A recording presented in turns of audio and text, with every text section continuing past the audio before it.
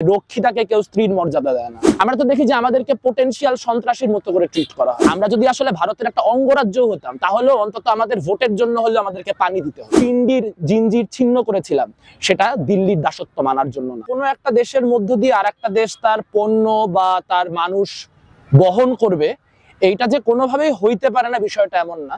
আমরা দেখি যে ইউরোপিয়ান ইউনিয়নের যে দেশগুলো আছে সেই দেশগুলোর মধ্যে কিন্তু বর্ডার একেবারে নাই বললেই চলে। এইটা তো আসলে তখনই হইতে পারে যখন আমার দেশের মানুষ সে যখন ভারতে এরকম অনায়াসে যাতায়াত করতে পারে।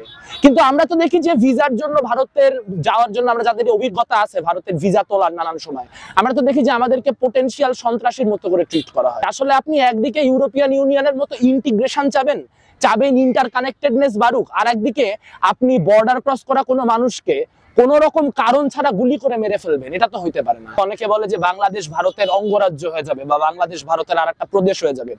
এখন আমার পুরুষতান্ত্রিক বক্তব্যের জন্য আমাকে ক্ষমা করবেন, কিন্তু আসলে রক্ষিতাকে কেউ স্ত্রীর মর্যাদা দেয় না। আমরা যদি আসলে ভারতের একটা অঙ্গরাজ্য হতাম তাহলেও অন্তত আমাদের ভোটের জন্য হলেও আমাদেরকে পানি দিতে হইতো। নরেন্দ্র মোদীর তো বাংলাদেশ থেকে ভোট লাগে না, পশ্চিমবঙ্গ থেকে লাগে।